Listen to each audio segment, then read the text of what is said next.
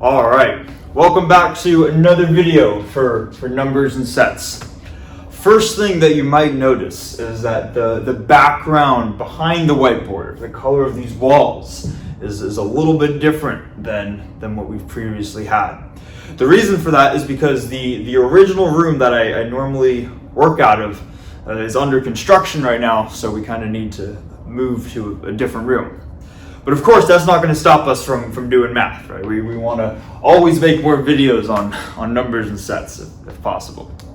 So let's start off by doing what we normally do, where we recap what we were going over in the previous video. Where in the most recent video, we were introducing the field of number theory.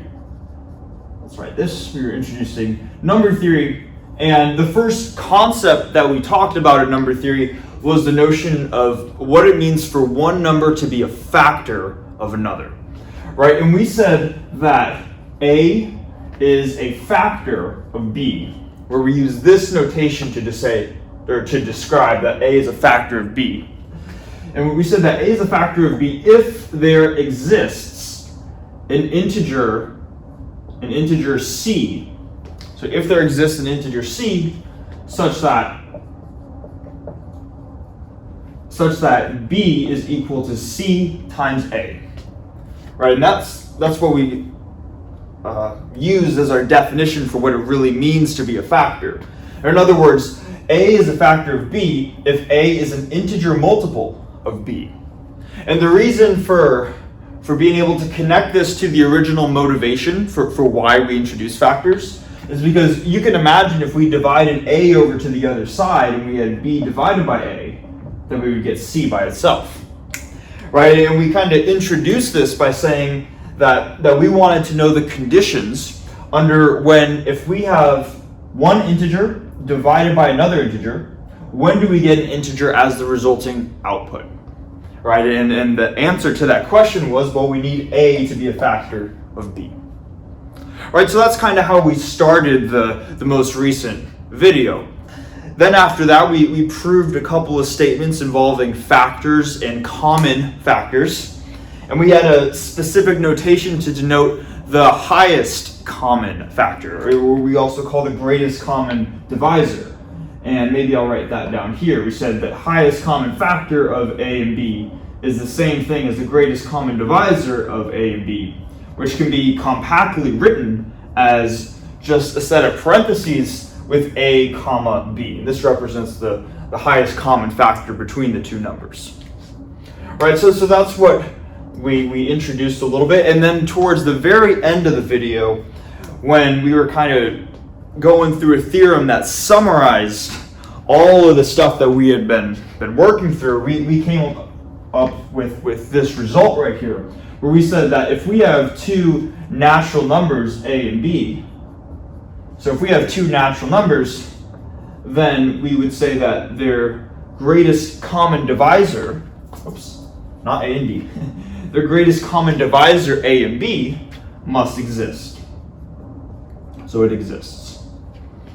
Right, and then we kind of gave the intuitive example of hopefully they have some factors in common.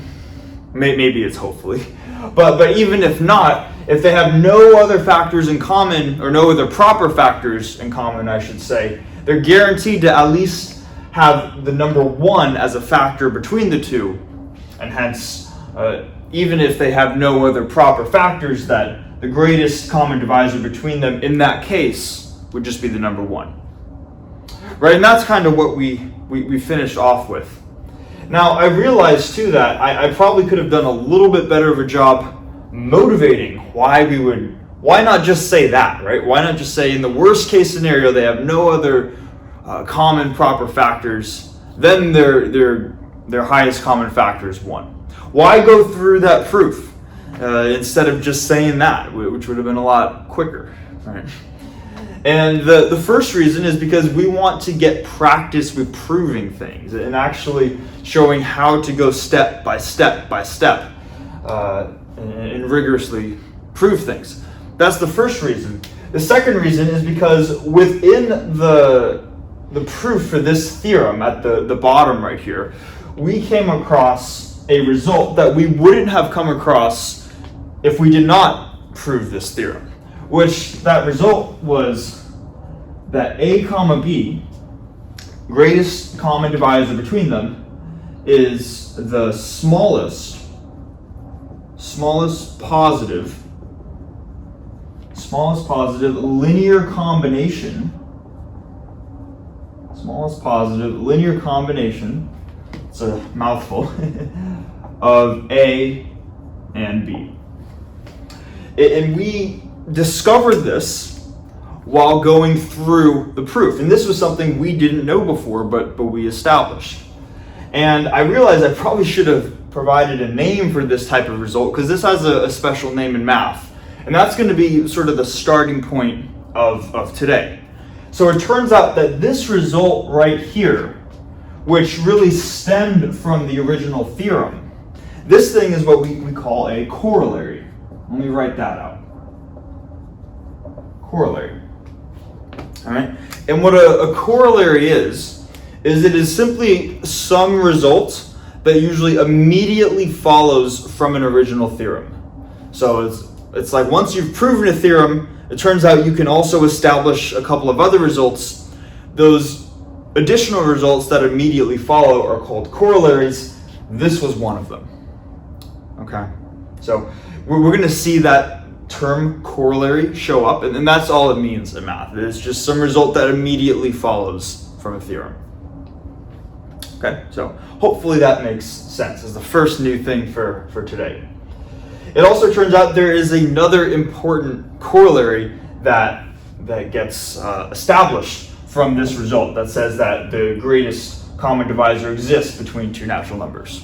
And I'm going to write it over here. And this corollary is so well known, I guess, that it has a name for it. They've actually named this corollary. That's how well established it is. And it's called Bézout's. I am probably butchering that. I'm almost positive I am. I didn't look up how to pronounce it, or pronounce the dude's name, but this is how it's spelled. And it's called Bézout's identity. Bézout's identity. And Bézout's identity immediately follows from basically this theorem. This theorem right here. Okay. So what I'm going to do is I'm going to write out what Bézout's identity is, and then we're going to talk about it a little bit, and then we're going to go through proving it.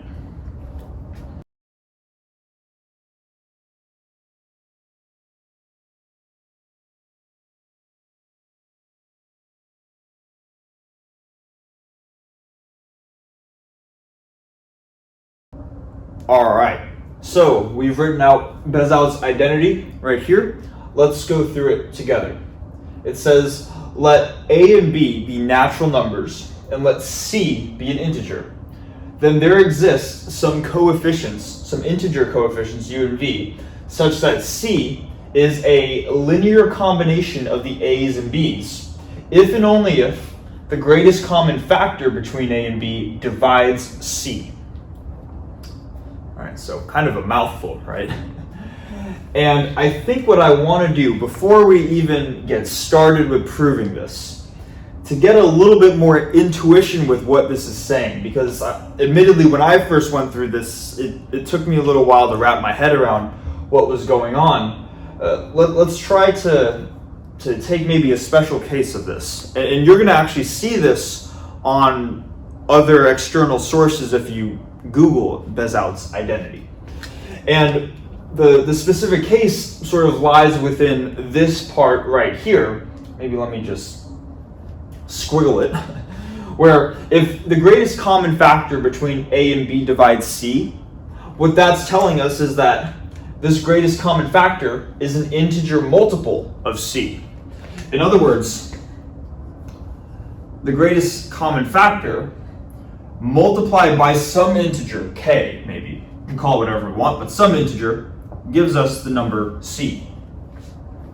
And what you're going to see in a lot of other resources on Bézout's identity is they're going to set k to not be some integer, but they're going to set k to be the number 1. And while that is not as general, and hence why I want to do this for an arbitrary k, because it's more general, I do think a lot of the intuition lies in the case where k equals 1. So really quickly, let's just set k equal to 1, excuse me, and gain some intuition, and then we'll go from there.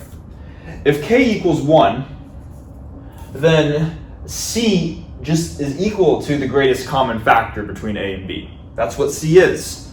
So the way this part of it reads right here is that rather than writing c, I'm just going to write the greatest common factor between a and b is going to be ua plus vb. In other words, if you have any two natural numbers, a and b, two positive whole numbers, and you were to take their greatest common factor, which is this quantity. How do you know that you can do that? This theorem tells you you can. And if you were to take their greatest common factor, then this greatest common factor can be written as a linear combination of these two numbers. It can be written as some number of a's plus some number of b's. How many a's? U different a's. And how many b's? V different b's. All right, so this is really, I think, where the intuition lies, that the greatest common factor of two numbers can be written as a linear combination of those two numbers. And that's really what Bézout's identity is saying. Okay. Hopefully that makes sense. Now again, we're not going to set k to be 1, we're going to set k to be some integer. And that way we're making the problem more general, and in math, the more general something is, it's always a good thing, at least, right? So that's why we're going to go through this version, this more general version of it. Okay, enough talking, let's actually prove the thing. Right, so this is an if and only if statement, which means the statement needs to go both ways. We're going to start with the arrow going to the right, which says, basically, if this is true, then this must be true. Okay, if C is a linear combination of the A's and B's, then greatest common factor of A and B divides C. All right. First thing that I want to do is I want to make a more compact notation for this term, the greatest common divisor between A and B. Let's call it D for divisor. So that way we don't have to write out A comma B every time, and that way I don't have to say greatest common factor between A and B. I can just say the letter D. So we define D this way, and if D is the greatest common factor between A and B, then it is a factor of both A and B. So that tells us that D is a factor of A, D divides A, and D is a factor of B, or D divides B. And we showed in the most recent video, the previous one, that if D divides A and D divides B, then D will also divide any linear combination of A and B. Any number of A's plus any number of B's. And this term right here, that's what C is equal to in the problem. So this means that we could rewrite this as D divides C. And that proved the first part of it, right? We start with this given information, and we show that therefore D has to divide this. That's what this is saying right here. Right? So hopefully that makes sense. That's the first half of it. Moving on to the second half, the arrow is going the other way. Now we're saying that if D, again, I'm just going to refer to this now as D, the greatest common factor, or greatest common divisor. If D divides C, then C is a linear combination of the A's and the B's. All right? So, let's see. What I want to start by doing is I want to, before we jump into this part of it, to refer back to this corollary right here that we found from this theorem that maybe some people might have thought was trivial, produced a non-trivial corollary. We have shown that that the greatest common factor, this thing is our d, our little d, that this number is the smallest positive linear combination of a and b.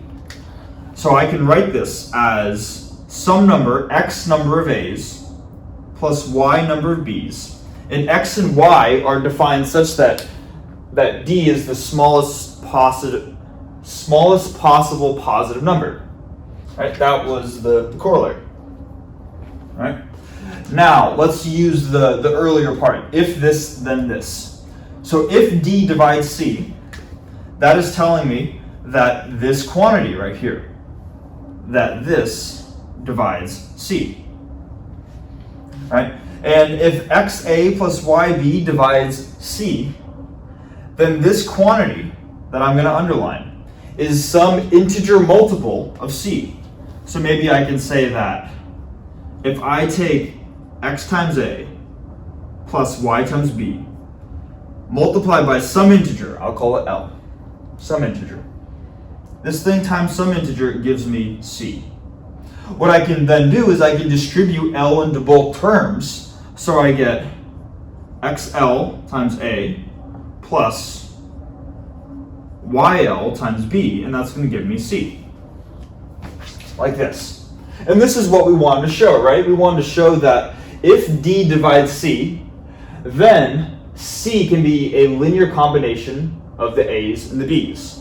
And that's what we have right here. C is equal to some number, xl, some number times a, plus some number, y times l, some number of b's.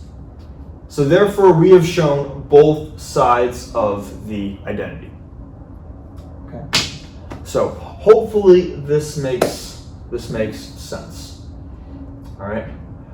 What I think I want to do now is I want to erase the board, and then we're going to go on to one more important result. And with this next result too, we're going to be able to really plug in some numbers. I think we could plug in numbers here as well, but I think the next what am I trying to say? The next algorithm, I'm just going to call it an algorithm because that's what it is. The next algorithm that we're going to show is absolutely best seen with examples, and we're going to get into that.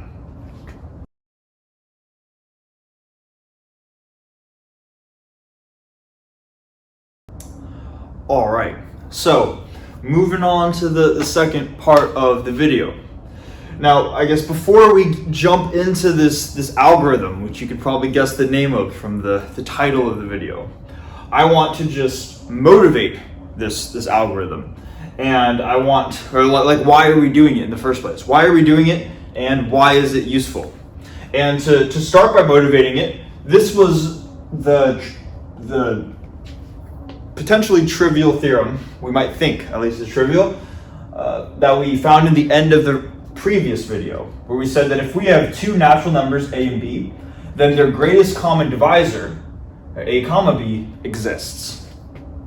And this initially by itself is not very useful, because all it says is that this number, whatever this greatest common factor is, it just says the number exists. Like there is one, it's out there somewhere. That does not tell us at all how to actually find that number. How do we actually find the greatest common factor between a and b? And in the case where a and b are small numbers, it's not too difficult to find. We went through an example in the last video where we looked at the positive factors of 8 and also the positive factors of 12. And we said, okay, the factors of 8 are 1, 2, 4, and 8. And then the positive factors of 12 are 1, 2, 3, 4, 6, and 12.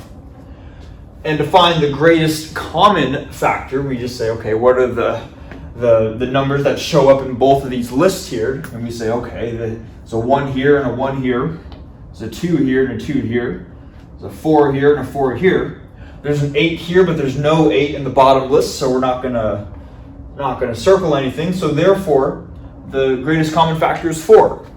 Or in other words, the greatest common factor between 8 and 12 is equal to 4.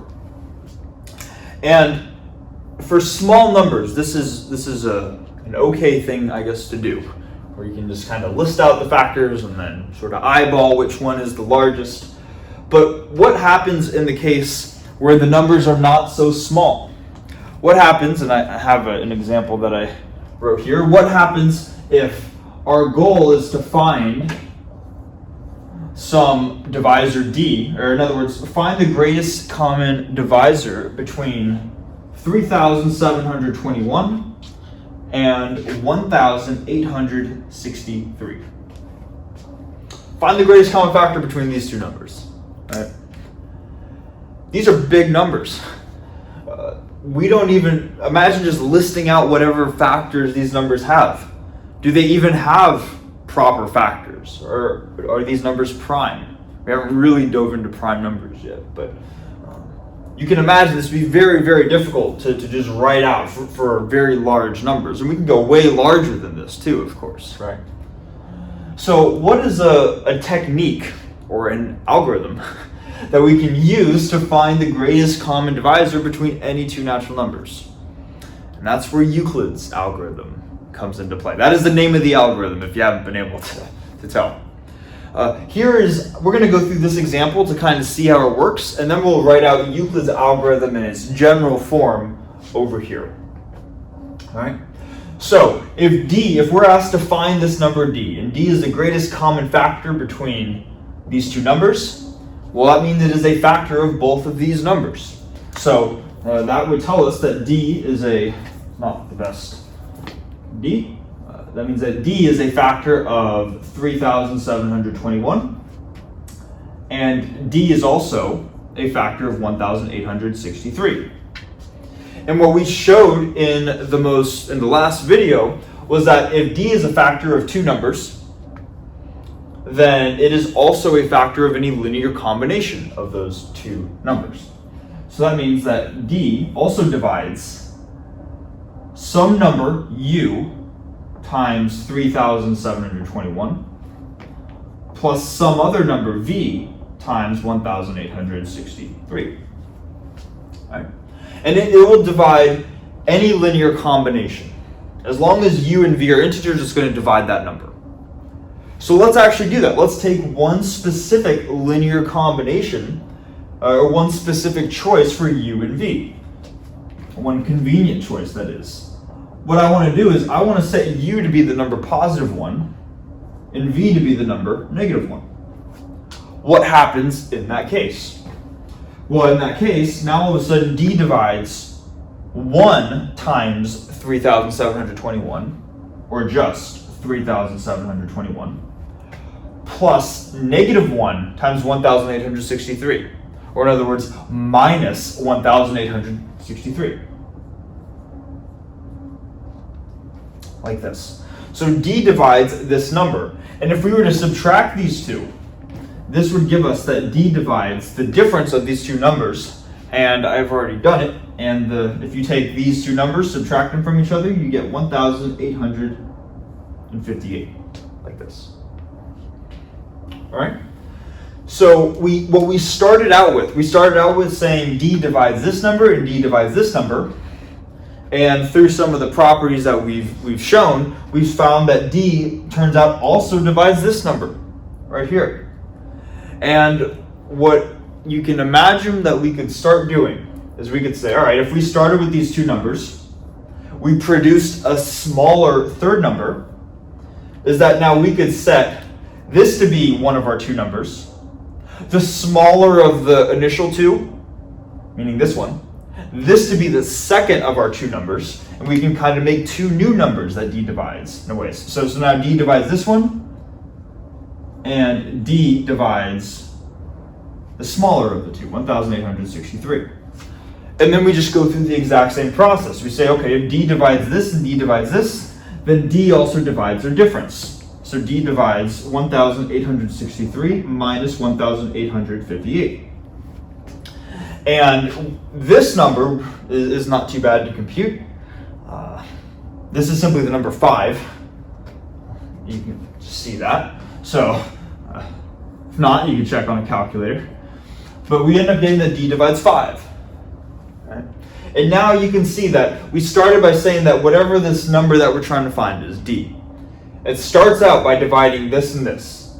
And now we found that it turns out d also has to divide the number 5. And we can progressively work our way down to smaller and smaller numbers until we figure out what the value of d actually is. As a challenge, I'm going to let you try to figure out what d needs to be at this point. So maybe pause the video, because right about now, I'm going to write out what d has to be. Turns out that d is simply the number 1. And I claim that given this information, you would be able to figure that out. If you were not able to figure that out, no worries at all. We're going to go through an example to really show how to actually figure out what that number is. But first, let's actually write out this process that we've done in the general case. In other words, let's actually write out Euclid's algorithm.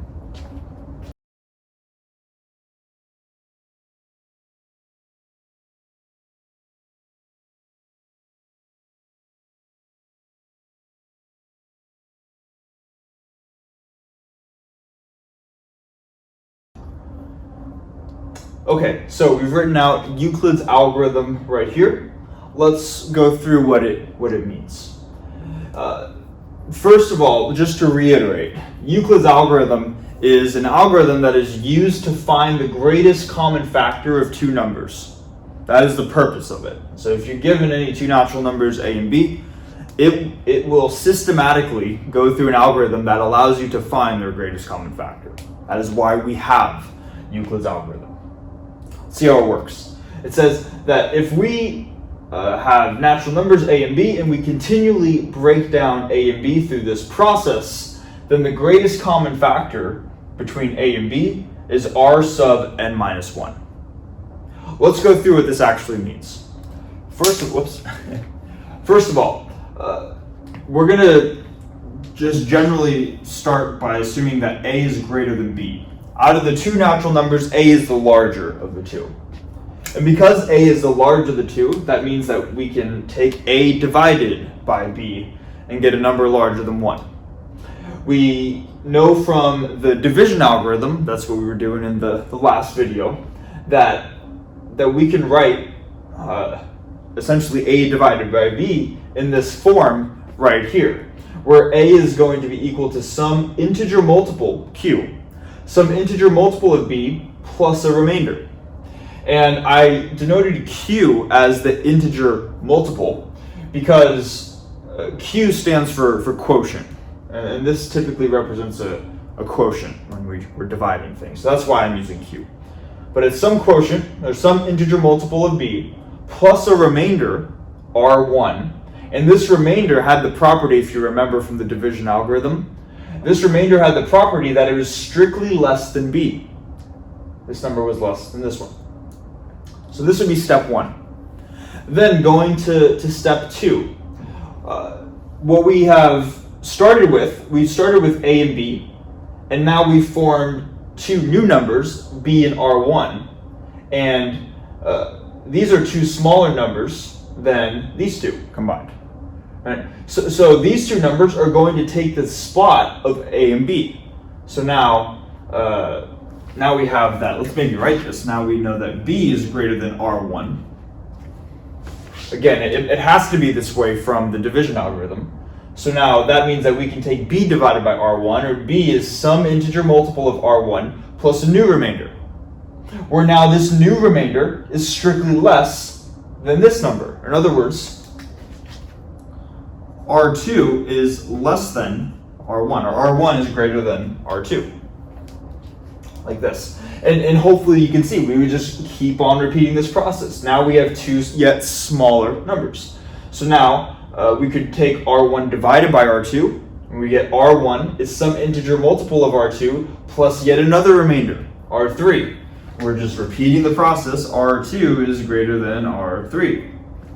This process continues all the way. That's why we have the dot, dot, dot. It's going to keep on going, keep dividing out numbers as long as we need to, until we get to the final step where we have some remainder is an integer multiple of another remainder, but there's no further remainder beyond there. There's no r sub n.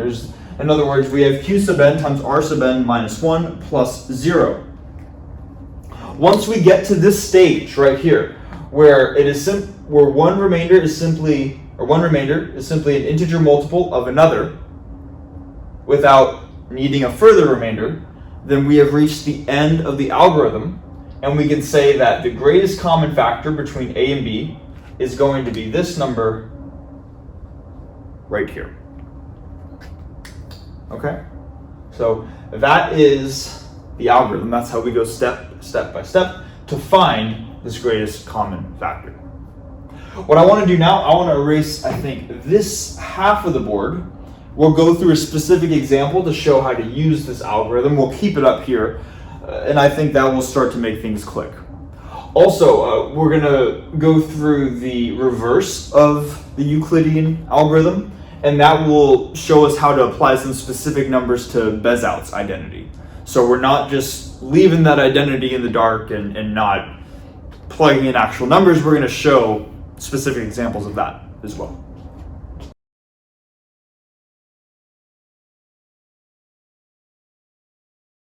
Okay, so sorry for the cut there. I'm not quite sure what happened, but when I went back to check something, the video had cut off. I think we were right here, though. I'm going to assume that we were right here, because I hope we are. Anyways, we are going to go through the specific example of using the Euclidean algorithm to find the greatest common factor between 57 and 21. So really just get a sense for how all this stuff works. And in the general case that we wrote out right here, we said that a was larger than b, so we could take a divided by b and get a number larger than 1. So that's what we're going to do here. We know that 57 is larger than 21, so we're going to write 57 here and 21 right here. So 57 is equal to some integer multiple of 21 plus some remainder. So some integer multiple plus some remainder. And the key is that we pick the largest integer multiple such that this number is greater than or equal to 0 and strictly less than 21. So if we were to choose, let's actually just go really slow through this. If we were to set this integer to be 1, which we could do in theory, then we would have 57 equals 21 times 21, or just 21, plus some other number. Well, what would this remainder be? What would be 57 minus 21? And that would be 36. Did I do that right? Yes. Mental math on the spot's always risky. But we see that this remainder, 36, is greater than 21. So therefore, 1 cannot be the integer multiple that goes right here, according to the division algorithm. All right, so let's try the next number. 2 times 21. 2 times 21 is 42. 57 equals 42 plus some number means that this remainder would now need to be 15. 15 is less than 21, so now that's how we know that this number is the correct integer multiple. If you're ever getting a negative number, by the way, too, that also means that your integer multiple is too high and you need to go down. You start decreasing this number. Okay, but that is the process that we figured out. We said that 57 is this number times 21, this number of 21s, 2 different 21s, plus a remainder of 15. That was step 1. Now we're going to go to step 2, and we're going to say, okay, now our new numbers, and maybe I should really be underlining this one. Our new numbers are going to be b and the first remainder. So that's going to be the smaller number, b, 21, is some integer multiple times the first remainder. Okay, like this. So what integer multiple is going to give us a remainder less than 15? And hopefully we see that just 1 times 15 gives us 15. So we have 21 equals 15 plus something. The remainder in this case would be 6. So now our new numbers, our 2 new numbers become 15 and 6. And you can kind of see how this goes down. Now 15 gets moved over to the left-hand side, and we have some integer multiple of 6 plus a remainder. Turns out that the integer multiple is going to be 2. So we have 2 times 6, which is 12. And then 15 equals 12 plus something. This number would be 3. Like this. Just keep on going, right? Now the 6 goes to the left-hand side, and 3 goes right here. And we need some integer multiple of 3. And it turns out that, some integer multiple of 3 plus a remainder. And it turns out when we have 2 times 3, 2 times 3 is equal to 6, so we don't need another remainder. The remainder is just 0. And that is the final step in the Euclidean algorithm. When we get that one remainder is some integer multiple of another. According to the algorithm, it says that therefore, or then, once we have reached this step where we have a remainder of 0, then the greatest common factor is going to be this number right here, which is this highlighted number right here. So therefore, according to the Euclidean algorithm, the greatest common factor between 57 and 21 is equal to 3. All right, so that is an example of how we explicitly go through the algorithm. Hopefully that makes sense. What we can also do, and I really want to do this too, is we can go in reverse and apply the reverse Euclidean algorithm. And the reverse Euclidean algorithm really highlights Bézout's identity. So that's why I wanted to cover this first before jumping into Euclid's algorithm. Let's just remind ourselves the main idea of Bézout's identity. There are a bunch of steps going on, but really we were saying that if we have two natural numbers a and b, we take their greatest common factor. That greatest common factor can be written as some combination of a plus, or some number of a's plus some number of b's, a linear combination of a and b. Let's apply that to this specific example. We had a is 57 and b is 21. Their greatest common factor, we just said, was the number 3. So that means that 3 can be written according to Bézout's identity. 3 is equal to some number u times a, or u times 57,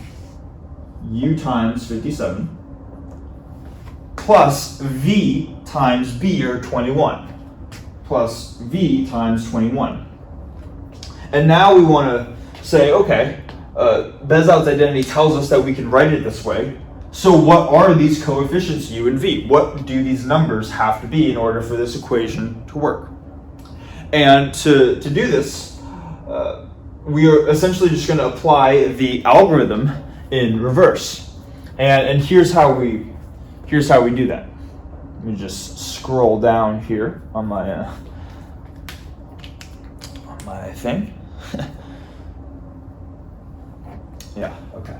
So what we're going to do is we are going to, rather than start from this bottom step, it seems like there have been 4 steps. We're going to start from the step right above the bottom step. I guess the second to bottom step. So we're going to, so maybe let me actually first write this. Euclid's, let me not get ahead of myself. Euclid's algorithm, and then in parentheses, in reverse. Okay, how do we find these u and v? We're going to have this as our first step. 15 equals 2 times 6 plus 3. And we want to find what u and v are. That's the main goal for the reverse of the Euclidean algorithm. And in finding u and v, 3 is by itself. 3 is on one side of the equation. So I want to get 3 by itself. So we just subtract 2 times 6 to the other side. Maybe I'll write 3 on the left-hand side. So we're just rewriting this as 15 minus 2 times 6. Makes sense, right? 3 is 15 minus 12. Now what we can do, we can say, let's take the smaller of the two numbers. So here 15 and 6 act as my numbers. These were the numbers that were repeatedly getting underlined in the original algorithm. And let me just substitute in this smaller number 6 with the two corresponding larger counterparts. Here's what I mean. We start with this line, move up to the next line and say, okay, what does 6 equal within this equation? And we see that within this equation, maybe I'll come over here, that if we subtract 1 times 15 over to the other side, we get that 6 is equal to 21 minus 1 times 15. So all we have to do now is as our next step, let's plug this into here. So now we're going to say that 3 is equal to 15 minus 2 times this quantity. 2 times 21 minus 1 times 15. And if we simplify that out, we get 15 minus 2 times 21. 15 minus 2 times 21 plus 2 times 15. And then we have 1 times 15 plus 2 times 15 equals 3 times 15 minus 2 times 21. And now hopefully you see the pattern. Now we say, okay, let's take the smaller of our two numbers and just look at the next line, which is our top line. How can we write 15 in terms of two even larger numbers? We say, all right, well, 15 is 57 minus 2 times 21. So now we just substitute this in for 15. And then we're getting everything there in terms of 57 and 21. So that means we get 3 times this number, 3 times 57 minus 2 times 21. That's what 15 was, minus 2 times 21. So minus 2 times 21. And if we just simplify this out, we get 3 times 57 minus 6 times 21 minus 2 times 21, or minus 8 times 21. Like this. All right, and now we have reached the point that we can figure out what U and V are. So 3 is equal to this, but 3 is also equal to this, right? So we say, all right, U needs to be 3, and V needs to be minus 8. So when U equals 3, V equals minus 8, this equation is satisfied. And feel free to check this yourself too. Feel free to take a calculator, take 3 times 57, subtract 8 times 21, you're going to get the number 3. So this is how Euclid's algorithm works, I guess the forwards way and then also in reverse. All right. So really kind of cool, and we can do this with any numbers. And on the homework problems, you'll see some examples of how to go through this yourself as well. All right. I think I'm going to erase this half of the board now, and then we'll go through one final thing, and then we'll call it there.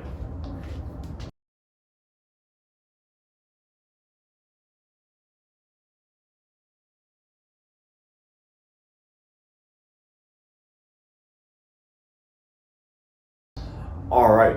So just one final thing. I think this is really, really cool too. Something that I definitely had not seen before going through Dexter's notes, and it's really a fun property in my opinion. So I've taken the 4 steps from the original Euclid's algorithm for 57 and 21. And all I've done is with each of them, I've divided this number from both sides of the equation for each of the equations. So for the top one, for example, or not this first one, the second one, I apologize.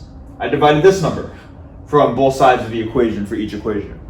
So for example, with the top one, I divided by 21. So I have 57 divided by 21 equals 2 times 21 divided by 21, or just 2, plus 15 divided by 21. And then so on for the same idea for the other equations.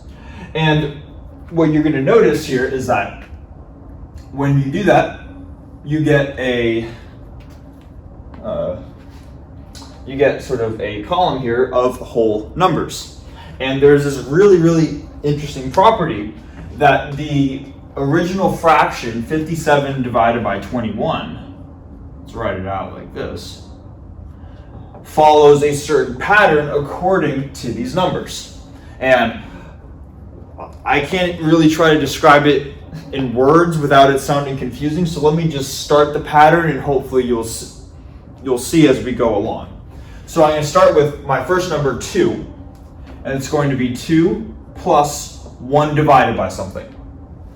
And the pattern is going to kind of work repeatedly like this. Then we go to the next number. The next number is going to be 1 plus 1 divided by something. Then the next number is going to be 2 plus 1 divided by something. And then the final number is 2. We stop at the last number.